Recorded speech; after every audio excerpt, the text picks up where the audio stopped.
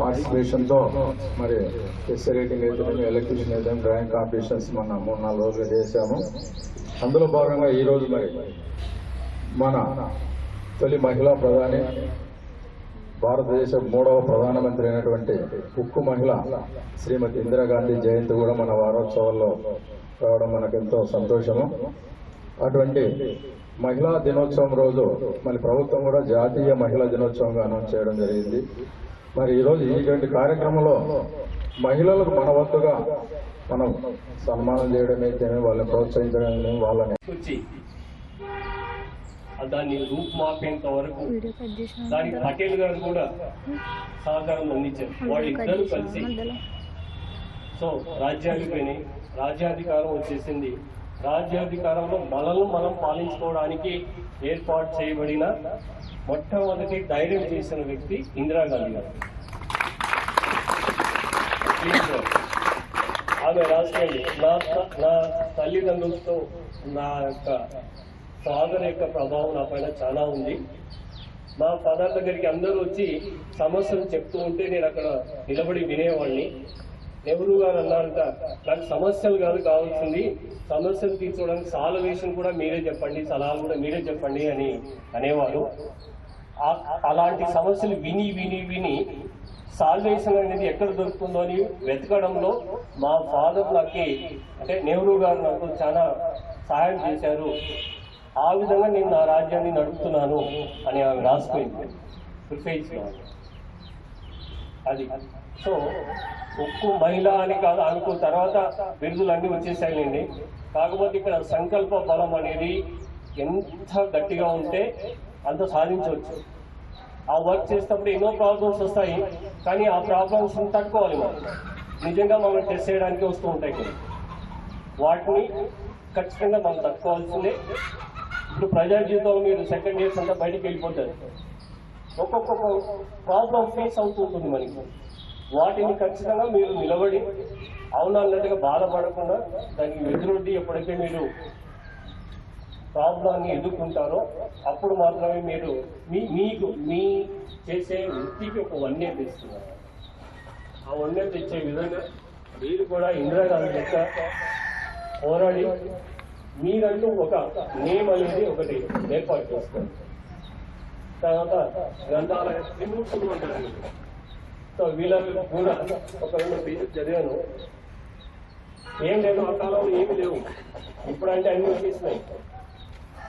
వాళ్ళు ఏదైతే మంచిగా చదువుకున్నారో వాళ్ళు పూర్వకాలంలో రచ్చకట్ట అనేది ఉన్నది, పెద్ద పెద్ద అరుగులు ఉన్నాయి.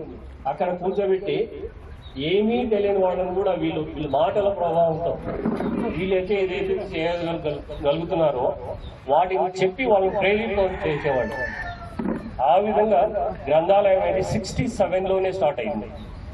ఆ 67 స్టార్ట్ అయ్యి ఇంతవరకు కూడా ఇప్పుడే వెంకటేశ్వర గారు చెప్పారు, మా గ్రంథాలయానికి మాకు ఉద్యోగాలు వచ్చినాయంటే వాళ్ళే మూల కారణము అని. నిజంగా ఆ కాలంలో ఎటువంటి సాధనాలు లేవు, ఇంత అడ్వాన్స్ కూడా ఎప్పుడూ లేదు. అప్పట్లోనే బ్రిటిషర్స్ మనకు ఒక స్టాంప్ వేసేసారు,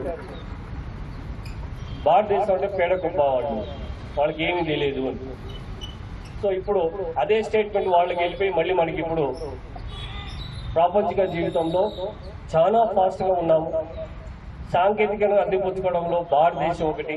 దీనికి మళ్ళీ ఆది పురుషుడు ఎవరంటే రాజీవ్ గాంధీ.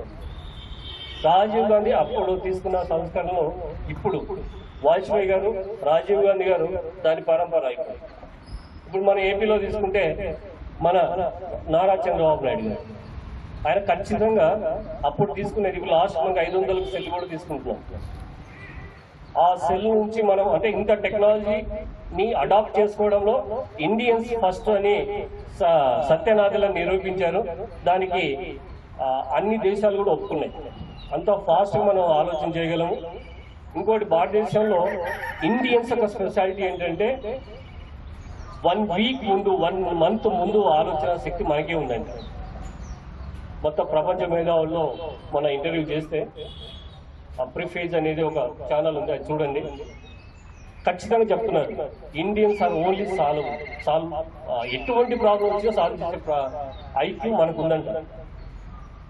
సో నెక్స్ట్ తరాలను మీరు కూడా తయారు చేయబోతున్నారు కాబట్టి ఏ సంవత్సరం వచ్చినా ధైర్యంగా ఫస్ట్ చదవడం, గ్రంథాలు చదవడం నేర్చుకోండి. ఫస్ట్ మన బుక్సే కాదు, మిగతా బుక్స్ కూడా ఉంటాయి.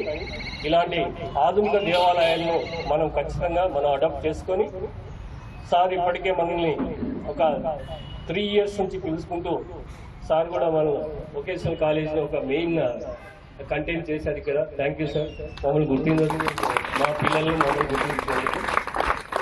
సో అదేవిధంగా మీరు కృషి చేసి జీవితంలో మంచిగా సెటిల్ కావాలని పిల్లలందరినీ కోరుకుంటున్నాను. Thank you sir. Thank you sir. Sir చెప్పినదంతా నిజంగా అక్షర సత్యమే.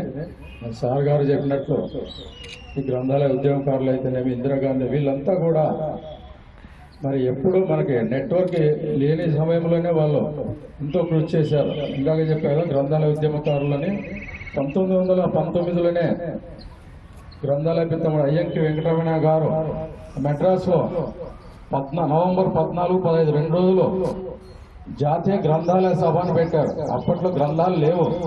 2 పేపర్లు రాయడం, దాన్ని పంపించడానికి ఎంతో వ్యయప్రయాసాలు పడారు. ప్రింటింగ్ లేదు. ఆ పేపర్లు వెళ్తే బ్రిటిష్ వాళ్ళు తెచ్చి లోపలేశారు. అలాంటి పరిస్థితుల్లోనే గ్రంథాలయ ఉద్యమం వాళ్ళని స్వాతంత్రం వస్తుందనే ఉద్దేశంతో లాహోర్లో దేశ నాయకులు, జాతీయ నాయకులు అక్కడ పెడితే అక్కడ మేధావులకు స్థానం లేదని చెప్పి అయ్యంకి వెంకటరమణ గారు మెడ్రాస్లో గోఖలే హాల్లో అక్కడ పెట్టడము, దాన్ని సక్సెస్ చేయడంతో అదొక నాందిగా పడింది.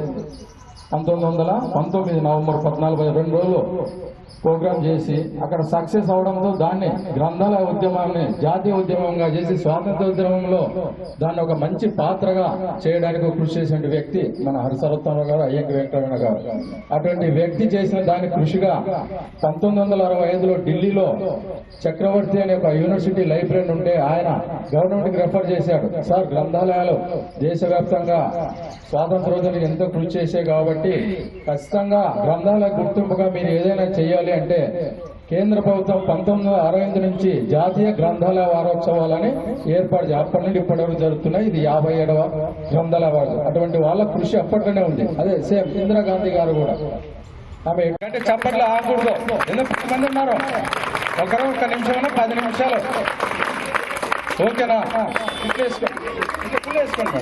ఓ కాలేజీలో పెడతాను, నేను లైఫ్లో పెట్టేస్తాను. అట్లా మేడం చూడండి. వెరీ గుడ్, తీసుకోండి. చాలా నాన్ స్టాప్. గుడ్.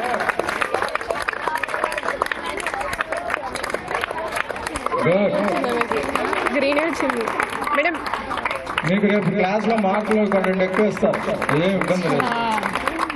మార్క్స్ 2 ఎక్కువ ఇస్తారండి సార్. మాకు కూడా సార్ బాక్స్ అంతే వేసుకోండి. అలాగే ఇంకొక చైర్ రావాలి. ఆడ ఒక చైర్ తక్కువ ఉన్నట్లు చూడు. ఉందా ఎక్కడ? రా లక్ష్మి, మా సిబ్బంది లక్ష్మి రా, వచ్చేసి మహిళ మాట్లాడదు. మనదే కదా మన కార్యక్రమంలో మా స్టాఫ్ మాకు అటెండ్ ఆరిపోయినప్పటికీ మా హెల్పర్ గా మరి గిఫ్ట్ ఇచ్చారు sir. Thank you sir, thank you very much. మరి వాళ్ళతో ఒక చిన్న ఫోటో దిగితే బాగుంటుందేమో. అక్కడ ఉందమ్మా, పడుతుందమ్మా అంత దూరం? పడుతుంది సార్.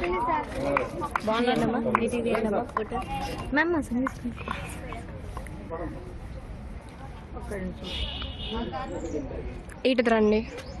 ఏది జరుగుతుంది నీటిది కొంచెం కింద కొంచెం తిరుగు రాని, నువ్వు రాని తిరుగు. ఒక్క నిమిషం సార్. మన బోర్డు ఆ డైరెక్టర్ లాస్ట్ మంత్ విజిట్ చేసి స్టేట్ అంతా ఇలాంటి పెద్ద లైబ్రరీ ఇంత బోర్డు ఉండాలని చెప్పారు. అది మనకు గర్వకారణం. అన్ని చోట్ల చిన్నగా తప్పులుగా పెయింట్ పోయి ఉన్నాయి.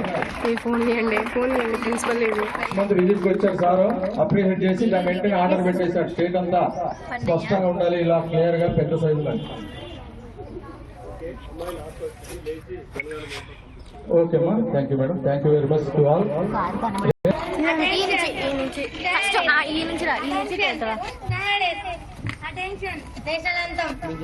జనగణమనాధినాయక జయ హే భారత భాగ్య విధాత పంజాబ సింధు